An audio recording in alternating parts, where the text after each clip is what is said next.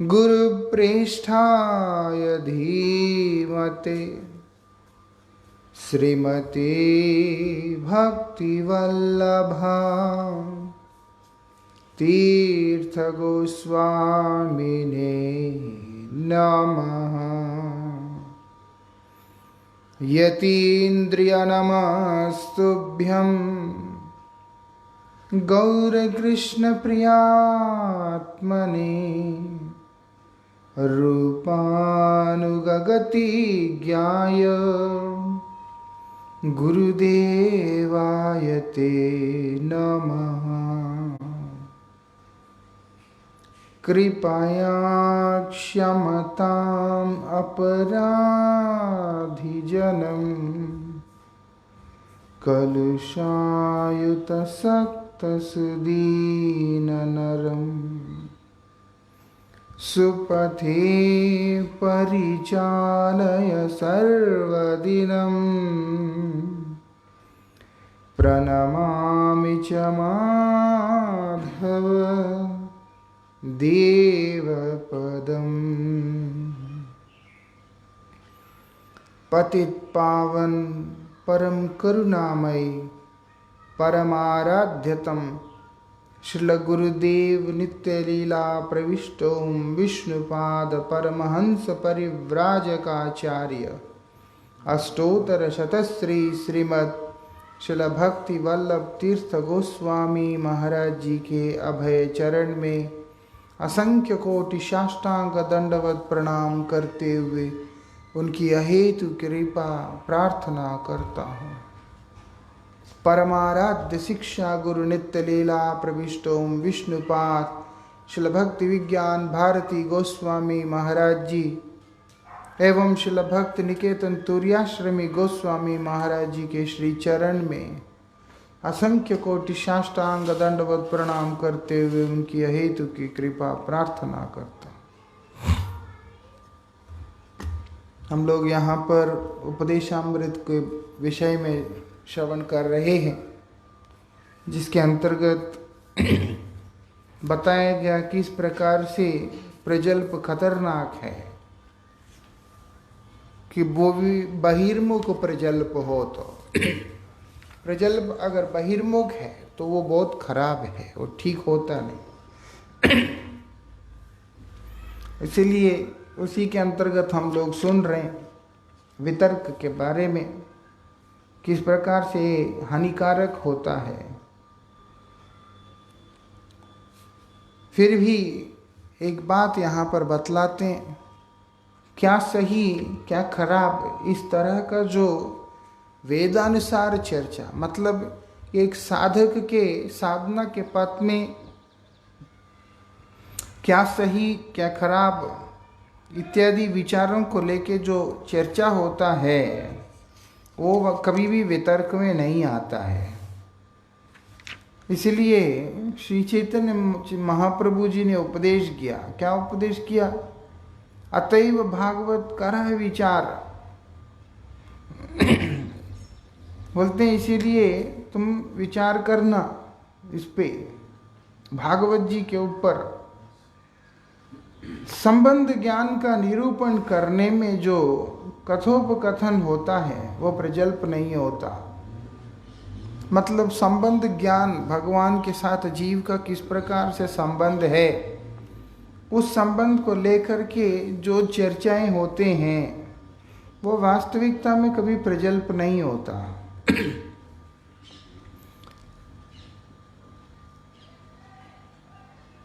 जैसे व्यक्ति को समझ नहीं है, वो जानने की इच्छा से जो चर्चा कर रहा है उसी विषय को लेकर, वो कभी भी वितर्क में नहीं आता, वो कभी भी प्रजल्प में नहीं आता। जो व्यर्थ से तर्क करके, बिना मतलब में तर्क करके सामने वाले को हराने का कोशिश रहता है, जहाँ पर चर्चा हो लेकिन सत्य को समझने के लिए हो, सत्य को जानने के उद्देश्य से हो, ना कि किसी को नीचे दिखाने का उद्देश्य से। यथार्थ जानना है। मुझको वस्तु संबंधी ज्ञान का अभाव होने के कारण उसको जानने की इच्छा से मैं चर्चा कर रहा हूँ। और उस चर्चा के अंतर्गत मुझे नहीं समझ में आ रहा है अथवा समझ में भी आ रहा है और सही तरीका से जानने की इच्छा से मैं अगर उसके ऊपर उसकी चर्चा में और गहराई में उतरता हूँ तो उसमें दोष नहीं होता। लेकिन मन में ये धारणा लेके रहना कि मैंने स्वीकार ही नहीं करनी, मैंने वही करना, वही समझना जो मेरे दिमाग ने मुझको समझाया, मेरे सोच ने मुझको जिस बात के लिए कन्विंस किया, सिर्फ वही बात को मैं समझूंगा। लेकिन सामने के साथ चर्चा करके देखते हैं उसका क्या हिसाब है। इस तरह के जो विचार है वो खराब है। तो यहाँ पर इस प्रकार का जो व्यर्थ तर्क है और ऐसी तर्क करके सामने वाले के ऊपर जय प्राप्त कर लेते हैं तर्क के आधार पे, वो वास्तविकता में उनका अपना कोई सिद्धांत ठीक नहीं होता। इस प्रकार के जो लोग होते हैं अतएव क्या बोलते हैं, तार्किकों के संग का सर्वथा परिहार करना चाहिए। बोलते इसीलिए इस प्रकार के जो तार्किक व्यक्ति होते हैं उन लोगों का संग हमेशा के लिए छोड़ देना चाहिए। वस्तु को समझने की इच्छा से जो व्यक्ति चर्चा करता है वो दोष नहीं है, मुझे नहीं समझ में आ रहा है। जैसे परीक्षित महाराज को बोला कि देखो जिस प्रकार हाथी ने स्नान किया, हाथी स्नान कर लिया, हो गया, उसके बाद साफ हो गया। परीक्षित महाराज बोलते हैं कि साफ तो हुआ नहीं, क्योंकि जैसे ही स्नान करके वापस आता है फिर मिट्टी में लोटपोट करके फिर मिट्टी कर लेता, लाभ क्या हुआ। इस प्रकार से सुखदेव जी और परीक्षित महाराज का चर्चा हो रहा है, श्रेष्ठता किस प्रकार से हो सकता है। शेष में आके जब उन्होंने बोला कि देखो जैसे ही भगवान का चर्चा करोगे, पहले कर्म के बारे में बोला, फिर ज्ञान मार्ग के बारे में बोला, तपसा ब्रह्मचर्य न शमेन च दमेन च आदि बातों को बोला। फिर वो भी जब पता चल गया कि ये भी काम आने वाला नहीं है तो वो जिज्ञासा कर रहे हैं, अपना तर्क दे रहे हैं कि इसी प्रकार की कार्य होने पर ऐसी पथ को अवलंबन करने पर ये वाली लाभ तो दिख नहीं रहा है, तो मुझे लाभ किस प्रकार से होगा, शेष में उस प्रकार का मार्गदर्शन की आवश्यकता है। तो ये इस तरह का जो तर्क जानने की इच्छा से, समझने की इच्छा से जो चर्चा होता है वो ठीक होता है, लेकिन समझना ही नहीं चाहते, कुछ भी बोलो मानना ही नहीं है। इस तरह के जो लोग होते हैं, तर्क करने वाले जो लोग होते, तार्किक लोग जो होते हैं, वो बोलते हैं वो बड़ा खतरनाक होता है। ऐसे लोगों का अपना कोई सिद्धांत, अपना कोई विचार नहीं रहता। इसलिए भजन करने वाले जो व्यक्ति हैं उन लोगों को ऐसे लोगों के सामने से दूर रहना चाहिए। जैसे एक व्यक्ति भजन कर रहा है, दूसरा आके जब वो नहीं समझ पा रहा है उसको जानने का प्रयास करता तो ठीक रहता है, लेकिन अगर वो सामने आकर वृथा तर्क करने लगता है और जो भजन करने वाला व्यक्ति है उसका समय को नष्ट करने लगता है तो फिर वो ठीक होता नहीं है। कृष्ण भगवान कैसे हैं ये जानने की इच्छा ठीक है, लेकिन कृष्ण ही क्यों है और कोई क्यों नहीं, साईं बाबा क्यों नहीं, ये नहीं वो नहीं, इस तरीका से उल्टी सीधी तर्क करके समय नष्ट करने वाला जो व्यक्ति होता है, बोलते हैं उस तरह के लोग ठीक नहीं होते हैं। उनके साथ में चर्चा करना भी एक साधक के लिए हानिकारक ही होता है। क्योंकि तर्क के द्वारा वैसे भी तत्व निरूपण नहीं हो सकता। तत्व को कभी भी तर्क करके व्यक्ति प्रतिष्ठित नहीं कर सकता। तर्क से सामने वाले की दिमाग को शांत कर सकता है, ठंडा कर सकता है। अगर किसी के अंदर तर्क करने का गुण है तो वो सामने वाले के तर्कों को अपने तर्क के माध्यम से जवाब देकर शांत कर सकता है। लेकिन पूर्ण रूप से तर्क के ही आधार पे सिद्धांत का स्थापना करेगा, ये कभी भी नहीं हो सकता, क्योंकि तर्क से कभी भगवान नहीं समझ में आते। इसीलिए इस तरह के जो लोग होते हैं उनसे दूर रहना ही अच्छा है।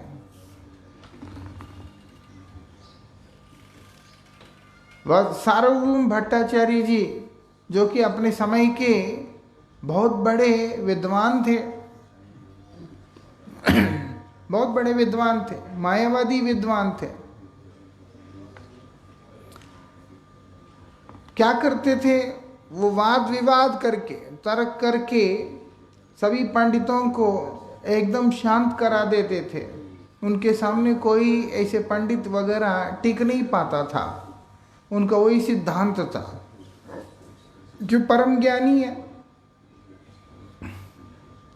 लेकिन जब श्री चैतन्य महाप्रभु का संग प्राप्त हुआ उनको, वे पूर्ण रूप से बदल चुके हैं। महाप्रभु जैसे उनको किया, सार्वभौम भट्टाचार्य और महाप्रभु का लीला सब जानते ही हैं, किस प्रकार से उन्होंने उनको वेदांत सिखाने का प्रयास किया। काफी दिन सुनने के बाद महाप्रभु बोलते हैं, जो सूत्र स्पष्ट दिख रहे हैं, लेकिन उसके ऊपर जो आपकी व्याख्या है वो उसको आच्छेदित करता हुआ दिखाई दे रहा है। इस प्रकार से जब हुआ, उनके उस पर ठेस पहुंचा। उसके बाद धीरे धीरे महाप्रभु के साथ में उनका जब चर्चा हुआ, उनके अंदर जागृत हुआ, भक्ति का भाव जागृत हुआ। ये विशेषता होता है, हमारे ऊपर एक बहुत बड़ा एक आघात होने का जरूरत होता है हमारी चेतना के ऊपर। जिस प्रकार की हम लोग चेतना को लेके इस संसार के अंदर रहते हैं और उसके अंदर हम लोगों के उस विचारों को बदलने के लिए एक मजबूत मार की जरूरत होता है। वो मार केवल मात्र भागवत उपदेश होता है, मतलब शुद्ध भक्तों के मुख से निकली हुई वाणी हो सकता है, जो कि हमारे अंदर का इस मोह को, हमारे अंदर का इस अज्ञान को ध्वंस करने वाला होता है। और वो साधारण साधकों के सामर्थ्य से परे होता है। इस कारण से साधारण साधक जो होते हैं, साधना करने वाले जो भक्ति के साधक होते हैं, उनको बोला गया कि इस स्थिति से तुम दूर रहो, खुद को कभी उस उलझन में रखना नहीं। वो कार्य दूसरे व्यक्तित्वों का होता है। ऐसा नहीं कि नहीं हो सकता, महापुरुष कृपा करे तो कुछ भी हो सकता है, भक्त कृपा करे तो कुछ भी हो सकता है, लेकिन वो उस अवस्था के व्यक्तित्व की बात है। अब सार्वभौम भट्टाचार्य के सामने तो कोई खड़ा हो ही नहीं सकते, लेकिन वही महाप्रभु जी के उपदेशों को प्राप्त करते ही उनके जीवन के अंदर परिवर्तन आ गया, सुधर गए, एकदम पूर्ण रूप से उनका जीवन में परिवर्तन आ चुका था। यही विशेषता है। अब उनके अंदर क्या हुआ? भक्ति जागृत हुई। इस कारण से जो वाद विवाद करना, दूसरे के साथ तर्क इत्यादि करना, वितर्क इत्यादि करने की जो वृत्ति है, उनके अंदर से पूर्ण रूप से निकल के बाहर चला गया। बाद में वो इन सब कार्यों को छोड़ दिया उन्होंने। क्या बोलते हैं?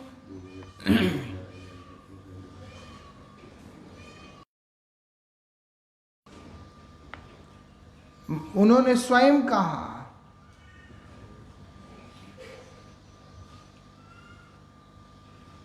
कि जिस मुख से पहले मैं तर्क इत्यादि किया करता था, किसकी तरह?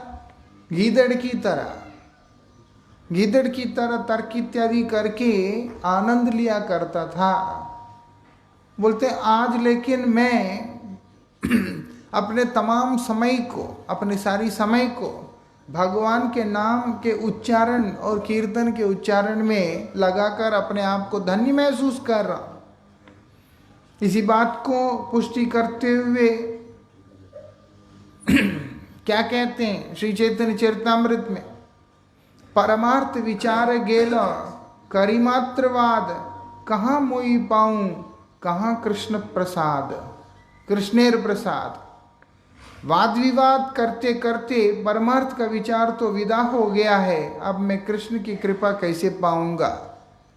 ये तर्क करते हुए, व्यर्थ की चर्चाएं करते हुए परमार्थ का जो विचार होता है वो दूर चला जाता है, क्योंकि ये सब करने पर साधक का हृदय पाषाण सदृश हो जाता है, मलिन भी हो जाता है, दूषित हो जाता है, गंदा हो जाता है, जिसके चलते परमार्थ का विचार वहाँ नहीं आता। परमार्थ का विचार क्या है? सेवा का विचार, दासत्व का विचार, समर्पण का विचार, वो सब वहाँ पे नहीं आता है। वहाँ पे अब क्या आता है? यही सब चीज़ें आते रहेंगे। वहाँ जाके उसके साथ तर्क करना है, यहाँ जाके इसके साथ तर्क करना है, और दूसरे के अंदर कितना ज्ञान है, कितना भाव है, इन चीज़ों को चेकिंग करना है। और उसके बाद उनके साथ में स्वयं वस्तु को जानने के बाद भी सामने वाले को लज्जित करने के दृष्टि से उसके साथ में चर्चा करना है।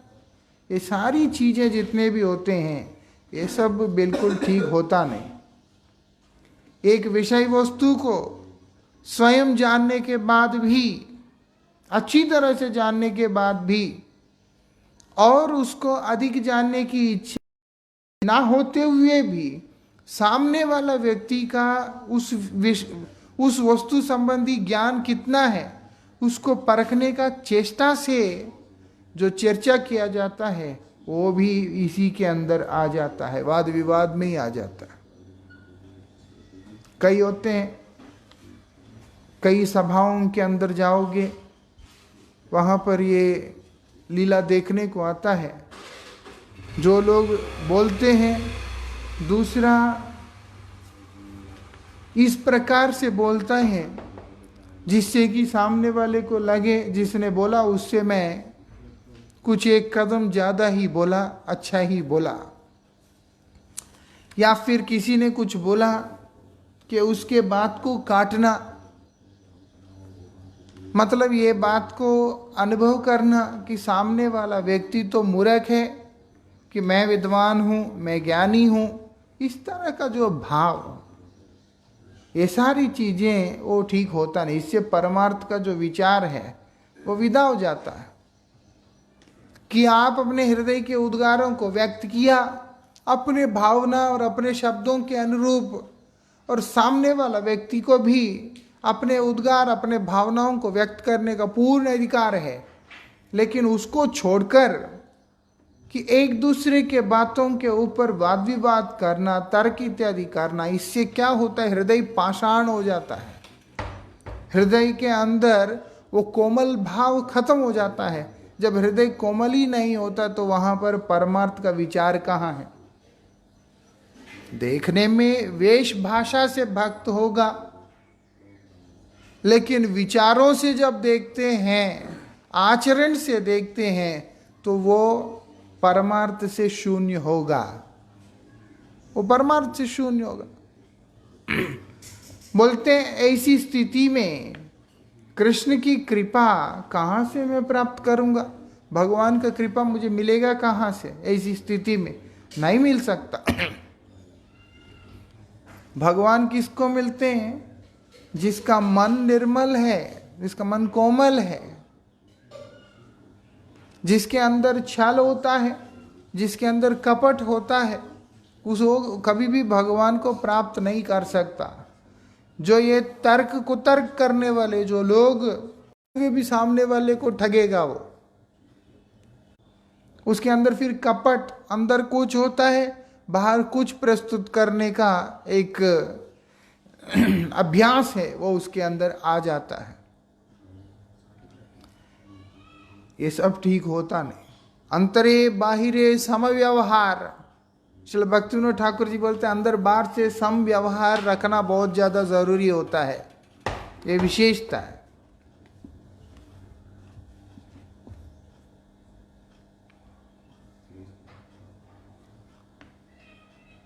वृथा तर्कों की उत्पत्ति ईर्षा, द्वेष, दंभ, अहंकार, आत्म प्रतिष्ठा से होती है। ये वृथा तर्क उत्पत्ति इन चीजों से होता है। ईर्षा होने पे फालतू की बात, फालतू के तर्क करना, द्वेष होने से कि तुम्हारा बात मानना ही नहीं है, इस तरीके के भाव से करना। ये अहंकार है कि मैं परम ज्ञानी हूं, और उसके बाद हल्ले मेरा कोई इज्जत नहीं। इज्जत जो होता है, प्रतिष्ठा जो होता है, वो हमारे प्रयास से नहीं आता है, वो भगवान जिसको देना चाहते हैं उसी को आता है। इसीलिए कोई छोटा होके भी उसको आ जाता है, कोई बड़ा होके भी नहीं आता है। किसी को जल्दी आता है, किसी को देर से आता है। भगवान की कृपा से आता है, व्यक्ति के गुण से नहीं आता है। उसके गुण सिर्फ वहाँ प्रकाशित होते हैं बस। गुणी तो संसार में बहुत व्यक्ति है, ऐसा नहीं है कि गुणी व्यक्ति लोग है ही नहीं ज़्यादा, लेकिन उन गुणी व्यक्तियों के बीच में से भी भगवान ने जिसको चुना है उसी को प्राप्त होता है। लेकिन जो ईर्ष्यालु व्यक्ति है, दूसरे का प्रतिष्ठा को देखकर जलता है, या जिसके अंदर अहंकार है, जिसके अंदर अपने पांडित्य, अपने आचरण, अपने जीवन और चीजों को लेकर के एक अभिमान रहता है, गर्व रहता है, उस तरह के जो लोग होते हैं वही वृथा तर्कों में फंसते रहते हैं। और क्या बोलते हैं, जो दूसरे के साथ में झगड़ा करने और कराने की जो इच्छा वाले जो लोग होते हैं, वो लोग भी इस तरह के चीज़ों के अंदर मत्त हो जाते हैं, उनको बड़ा आनंद आता है। इसलिए दो आदमी कहीं खड़े होकर बहस कर रहे हैं, तर्क कर रहे हैं, इसको वहाँ जाके उसको सुनना और उन लोगों के बीच में घुस के अपने विचार देना, वो सारी चीज़ें उसको बड़े अच्छे लगते हैं, ऐसे जो व्यक्ति होते हैं। इसलिए बोले भक्ति साधकों को इन बातों से सावधान रहना चाहिए कि जो भक्ति के साधक होते हैं उनको सावधान रहना चाहिए। क्यों? क्योंकि वो लोगों का जो समय होता है बहुत मूल्यवान होता है, जहाँ पर भगवान और भगवान के जो लीला चरित्र इत्यादि का अनुशीलन करने का समय होता है, उसको उन्हें फालतू के चीज में नहीं गंवाना चाहिए। क्योंकि हमारे पास समय कम है। गुरु महाराज जी अक्सर बोलते थे किसी भी मुहूर्त में कोई भी व्यक्ति मर जा सकता है, कुछ भी कह नहीं सकते। तो इसीलिए अगर हम लोग इन वाद विवादों में, इन तर्क वितर्कों के बीच में पढ़कर अपने समय को नष्ट करेंगे तो भगवान के बारे में कब समझने का प्रयास करेंगे? क्योंकि ऐसा स्थिति आने पर भगवान को समझने का जो वृत्ति है वो शेष हो जाएगा। उसके बाद जितना भी हम भगवत कथा को श्रवण करते हैं या जितने भी हम लोग ग्रंथों का अनुशीलन करते हैं, वो वास्तविक जो तत्व है वो अंदर घुसेगा ही नहीं है। ऐसा नहीं कि ग्रंथ नहीं पढ़ता, ऐसा नहीं कि वो कथा नहीं सुनता, लेकिन वो चीजें उसके अंदर कभी भी घुसते ही नहीं है। इसीलिए बोला बहुत जन्म तक भी हरि कीर्तन को श्रवण करते भी रहोगे तब भी भगवान के चरणों में तुम्हारा रतिमति नहीं होगा, क्योंकि सुन तो रहे हैं, वो अंदर जा ही नहीं रहा, असर कर ही नहीं रहा। उसका कारण क्या है? और चीजों को हम लोगों ने प्रायोरिटी दे रखा है, गुरुत्व दे रखा है। जब और वस्तुओं को हम गुरुत्व नहीं देते, यद्यपि संसार में पतित होने के कारण, बद्धावस्था के कारण अगर कोई दोष हमारे अंदर रह भी जाता है, वो हरि कथा और हरि नाम हम लोगों का हृदय को मार्जित करके हमें कृष्णोन्मुख कर देगा। लेकिन जब हम स्वयं ही इन चीजों को प्रायोरिटी देते हैं और हरि कथा को, भगवत चर्चा को, भगवान के नाम को सेकेंडरी जगह पे रखते हैं, तो फिर हमारा विशेष रूप से कोई लाभ होने वाला नहीं होता है। ये विशेषता है। यद्यपि वो हरिकथा परम मंगलकारी है, लेकिन अगर हम उसको सेकेंडरी उस पे देते हैं और हमारा अधिक समय, मतलब एक जगह हमको कथा का मौका है, एक जगह हमको तर्क का मौका है, फालतू की बातें करने का हम लोगों को मौका है। जब दोनों में एक को चूज करना होता है, व्यक्ति प्रायोरिटी हमेशा फालतू की बात के लिए देता है, तो उसकी बुद्धि तो भ्रष्ट हो ही गया, पाषाण जैसा हो गया। उसके बाद अगर हम उसमें कथा डालने का कोशिश करते भी हैं, वो हृदय को स्पर्श नहीं कर रहा हो, क्योंकि उसके मतलब उसके हृदय और हरिकथा के बीच में दुनिया भर का गंध जो है वो जमा हुआ है, और उसको हम छोड़ भी नहीं रहे हैं और छोड़ना भी नहीं चाहते। बोलते इसलिए साधक को ये काम नहीं करना है। अगर हम नहीं छोड़ पा रहे हैं, अगर हम नहीं छोड़ पा रहे हैं, तो हरिकथा का कृपा से वो छूट जाएगा। लेकिन अगर हम नहीं छोड़ना चाहते, तब भगवान स्वयं कृपा करेंगे तो भी हमारे जीवन में परिवर्तन नहीं आएगा। इसीलिए साधक के अंदर अनर्थ होते हैं, साधक में ये दोष होते हैं, लेकिन इसका शोधन हो जाता है कब? जब हम लोग साधु कृपा में रहने का कोशिश करते हैं। इसीलिए हमारे आचार्य ने लिखा ना कीर्तन में, छाए वेग दमी छाए दोष शोधी चाहे गुण देह दासे। ये दास को आप ये ऐसी कृपा कीजिए कि जिससे कि ये 6 प्रकार के वेगों को दमन कर सके। मैं आपका दास हूँ, वैष्णव का दास हूँ, गुरुदेव का दास हूँ, इसीलिए मुझ पर गुरुदेव और वैष्णव इस प्रकार से कृपा करें कि मैं उन वेगों को दमन कर सकूं, मैं उसके बाद इन दोषों को सुधार सकूं और ये गुणों को प्राप्त कर सकूं, जो आगे की चर्चा में आएगा। ऐसे प्रार्थना कर रहे हैं। गुरु वैष्णवों के कृपा में, उनके अनुगत्य में जो व्यक्ति रहकर गुरु चर्चा, हरि चर्चा, नाम चर्चा आदि करने लगता है, तभी उसके अंदर से इस प्रकार के परमार्थ विचार के जो विरोधी भाव है, वितर्क आदि भाव, वो सब उसके अंदर से चले जाते हैं। अन्यथा ऐसी कोई भी चीज उसके अंदर से बाहर जाने की संभावना ही नहीं होता।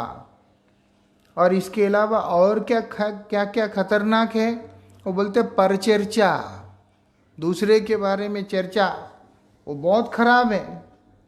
बिना किसी कारण के परचर्चा भक्ति का अत्यंत विरोधी है। कोई कारण नहीं, कोई नहीं, कुछ नहीं है, लेकिन इसकी उसकी किसी की भी चर्चा करते रहना, ये सब चीजें वास्तविकता में भक्ति के लिए कारक है। जैसे हरिनाम कर रहे, आया प्रभु जी सुना, वो ना ऐसे ऐसे ऐसे ऐसे हो गया था वहां पे, वो ना ऐसे ऐसे ऐसे किया था वहां पे, इस ना ये वाला काम उसका ऐसा हो गया था। तुम्हें क्या लेना देना? तुम अपने और ध्यान रखो, अपनी साधना पे फोकस करो, अपना जीवन सुधारने की दिशा में फोकस करो। लेकिन जो व्यक्ति परचर्चा करता है, वो व्यक्ति कभी भी परमार्थ में आगे नहीं जा सकता, कभी भी वो परमार्थ में आगे नहीं जा सकता। यही विशेषता है। बहुत से लोग आत्म प्रतिष्ठा स्थापना करने के लिए परचर्चा किया करते हैं। अधिकांश व्यक्ति परचर्चा किस लिए करते हैं? ये जतलाने के लिए कि उससे मैं अच्छा हूं, मैं बढ़िया हूं, सामने वाला गलत है और मैं अच्छा हूं। ये बात को जतलाने का ही प्रयास होता है वहां पर। वो चाहे हरिनाम ज्यादा भी कर रहा हो, ले वो तो ठीक से हरिनाम भी नहीं करता। तुम अगर हरिनाम करोगे तुम्हारा फायदा है, जो साधक हरिनाम करता है उसका अपना फायदा है। उसमें दूसरे के साथ कंपेयर करके दूसरे की चर्चा करना, वो हरिनाम ठीक से नहीं करता है। अगर तुम उसको सुधार सकते हो, उसके जीवन के अंदर हरिनाम के प्रति रुचि को भर सकते हो, तो फिर विचार कर सकते हो, क्योंकि वहां पर दृष्टि अलग है। लेकिन जब तुम्हारा प्रभाव उसके ऊपर पड़ नहीं सकता, तुम्हारी साधना में उतनी ताकत नहीं है, तुम स्वयं अपनी साधना के अंदर अपने आप को स्थिर करने के लिए जूझ रहे हो, और उस समय इस तरह की जो चर्चा, वो तुम्हारे लिए हानिकारक है। मतलब जो ऐसी व्यक्ति जिसका उद्देश्य आत्म प्रतिष्ठा होता है कि मैं जैसे शुरू ऐसा होता है कि रोज 64 माला करना पड़ता है, प्रभु जी, रोज 1 लाख हरिनाम करना पड़ता है, नहीं तो रोज 2 लाख हरिनाम करना पड़ता है। फिर भी देखिए वो तो बिल्कुल करता ही नहीं है। तुम अगर कर रहे हो अच्छी बात है, लेकिन जो नहीं कर रहा उसके ऊपर इशारा करना मतलब है सूक्ष्म रूप से ये बताने का प्रयास करना कि मैं एक विशेष व्यक्ति हूं, मैं भजन परायण व्यक्ति हूं, जिससे कि लोग जो है समझे कि वो कितना हरिनाम करता है, कितना अच्छा आदमी है। ये सब चीजें भी खराब ही होता है। ये तो सिर्फ हरिनाम को लेकर के और चीजों को लेकर के भी होता है, ज्ञान को लेकर के होता है, स्वभाव को लेकर होता है, कई चीजों को लेकर के होता है। जो कोई भी वस्तु को लेकर परिचर्चा करना वो ठीक होता नहीं, वो बहुत हानिकारक होता है। कोई क्या करते हैं, स्वभावतः मतलब स्वभाव से ही ईर्ष्यालु होते हैं। वो स्वभाव के अंदर ईर्ष्या घुस गया है, क्योंकि काम, क्रोध, लोभ, मद, मोह, मात्सर्य इत्यादि जो है ये 6 के 6 उसके अंदर हैं। इस कारण से जब 6 एक साथ है, वो होता ही है, उस स्थिति के अंदर ईर्ष्या से आदमी बच नहीं सकता, ईर्ष्या रहता है। यही विशेषता है। किसी में जागृत दिखता है, किसी में सूक्ष्म रूप से रहता है, किसी के अंदर सुषुप्त रूप से रहता है। उसको आभास नहीं होता कि मुझ में ईर्ष्या है कई एक स्थिति में, लेकिन उसके कार्य उसकी ईर्ष्या को पुष्टि करने के अनुरूप ही होते हैं। कई बार वह ऐसे काम करता है जिससे कि उसका ईर्ष्या उससे करा रहा होता है, कई बार उसको मालूम नहीं। जो ऐसे जो व्यक्ति होते हैं वो क्या करते हैं वो ईर्ष्या के कारण वो लोगों की चरित्र की चर्चा किया करते हैं बैठकर, क्योंकि उसको आनंद आता है। परिचर्चा में उसको आनंद आता है।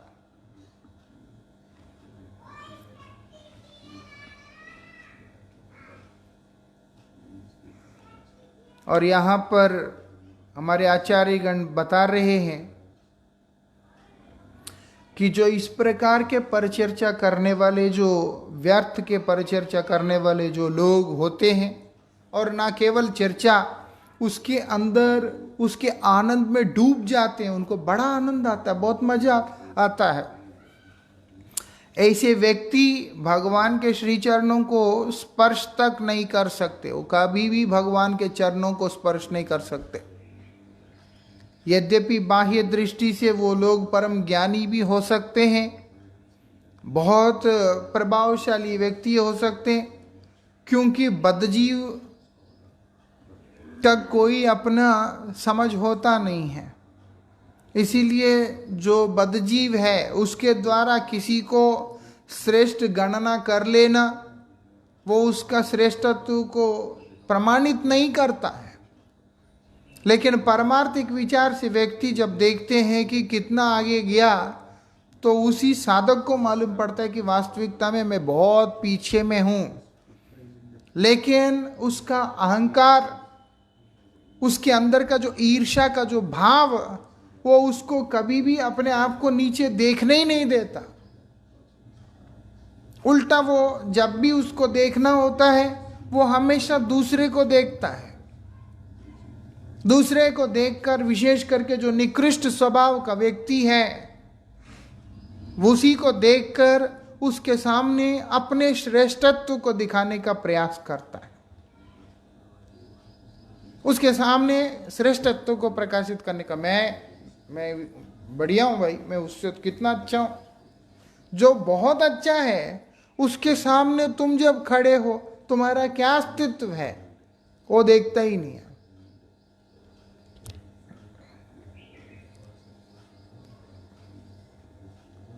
तो ऐसे जो व्यक्ति होते हैं वो कभी भी भगवान के चरणों को स्पर्श तक नहीं कर सकते।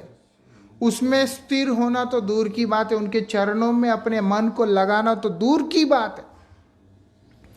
बहुत जन्म बीत जाने के बाद भी कभी भी उसको भगवान के चरणों में रतिमति नहीं होगा।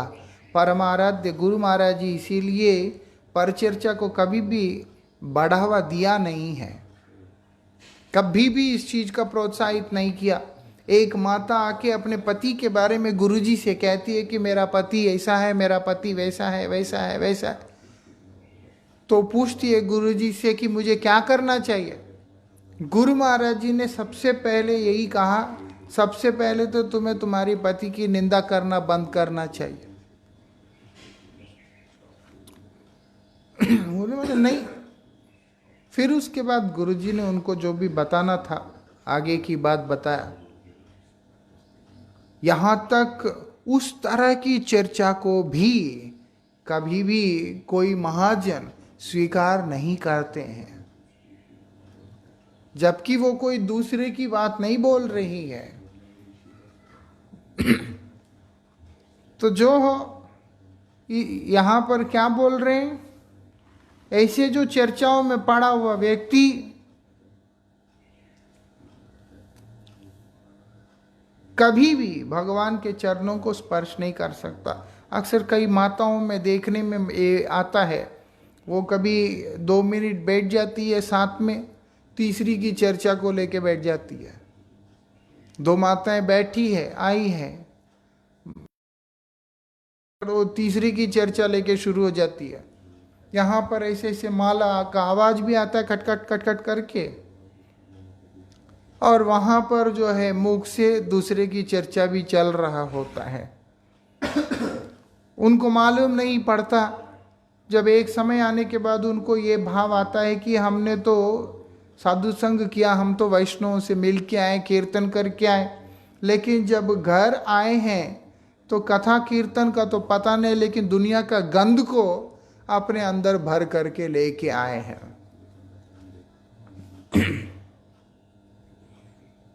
इसीलिए परचर्चा का परित्याग करना प्रत्येक भक्ति साधक का प्रधान कर्तव्य है। ये प्रधान कर्तव्य है। अगर हम भजन कर रहे हैं, भगवान को चाहते हैं, तो हमारा ये मुख्य कर्तव्य है कि हम परचर्चा को कभी ना करें।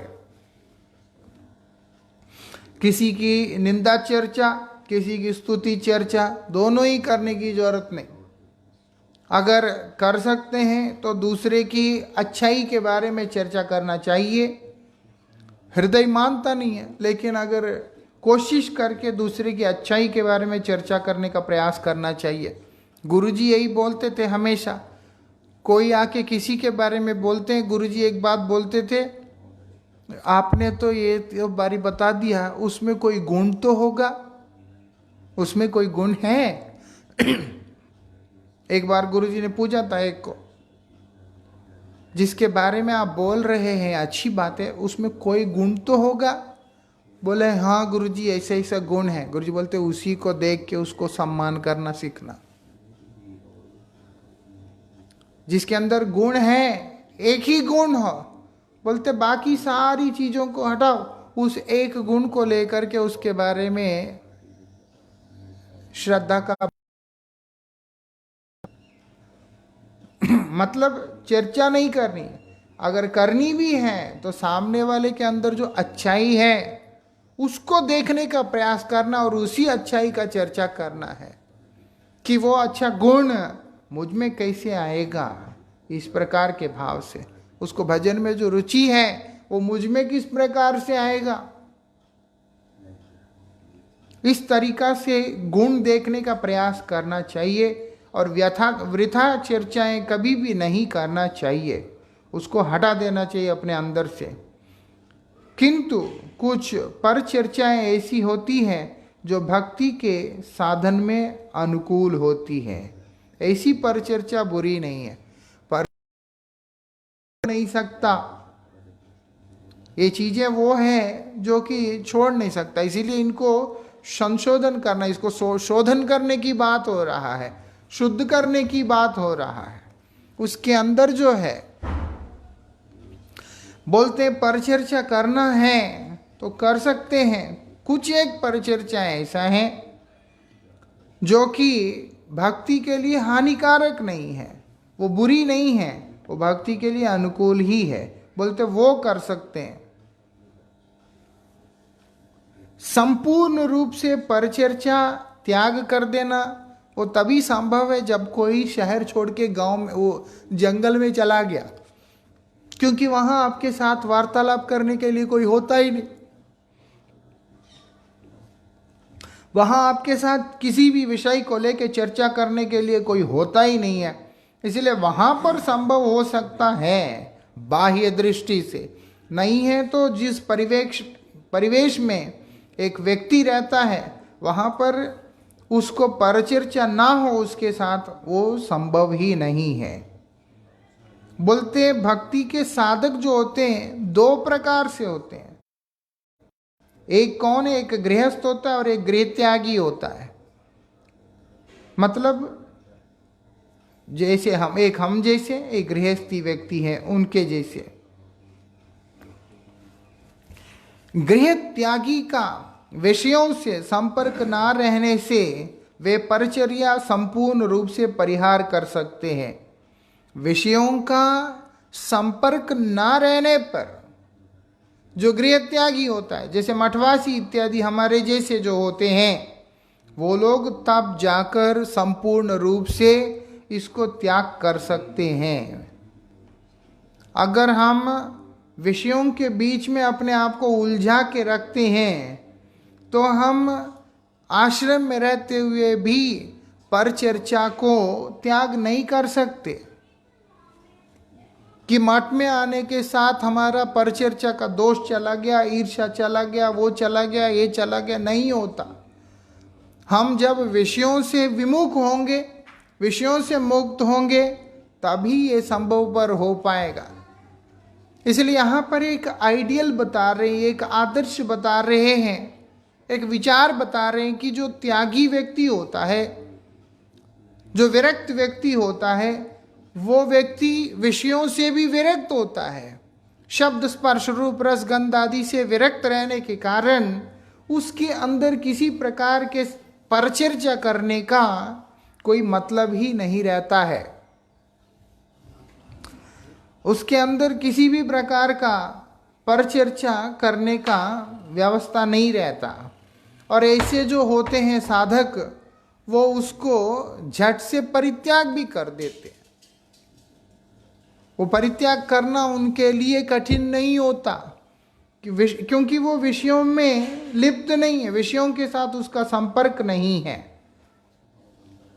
किंतु गृही व्यक्ति उपार्जन और कुटुंब के भरण पोषण आदि कार्यों से संबंधित रहने के कारण परिचर्चा का सर्वथा परित्याग करने में असमर्थ होता है। लेकिन एक गृहस्थ व्यक्ति जो होगा वो क्या करता है, धन की आर्जन, पैसा कमाना, और उसके बाद उसको संचय करना, इकट्ठा करना, उसको संभालना, और उसके बाद परिवार का पालन पोषण इत्यादि सब कुछ करने के कारण वो क्या करता है, उसके लिए परिचर्चा का पूरी तरह से त्याग कर पाना संभव पर नहीं है, इतना सहज नहीं है, ये विशेषता है वहाँ पर। लेकिन ये गृहत्यागी व्यक्ति जो होता है, एक जो विरक्त जो होता है, उसके लिए ये उलझन नहीं होता। वो गुरुस्थान में रहता है, उसका जीवन निर्वाह का दायित्व गुरुस्थान का होता है, गुरुदेव का होता है। इसीलिए उसको धन आर्जन करना, संरक्षित करना, ये सारा काम के बारे में चिंता नहीं रहता। जैसे हम सब जितने भी हैं, एक तरह से जीवन निर्वाह का चिंता नहीं है, क्योंकि गुरुस्थान में है। गुरुदेव का कृपा से, भगवान का कृपा से हमारा जीवन निर्वाह स्वतः होता जा रहा है। लेकिन एक गृही जो व्यक्ति होता है, उसके जीवन में ये संभव पर नहीं होता। उसके समाज के साथ आदान प्रदान, उसके बाद धन का उपार्जन, कमाना आदि सब करना पड़ता है। इसीलिए वो सोशल लाइफ में रहने के कारण, सामाजिक जीवन के अंदर रहने के कारण, उसको ना चाहते हुए भी परिचर्चा उससे होता है। ऐसी परिस्थिति में क्या करना है, इसके विषय में हम लोग कल श्रवण करेंगे। वंशा कल्पतरुभ्यश्च कृपा सिंधुभ्यैव च पतितानां पावनेभ्यो वैष्णवेभ्यो नमो नमः।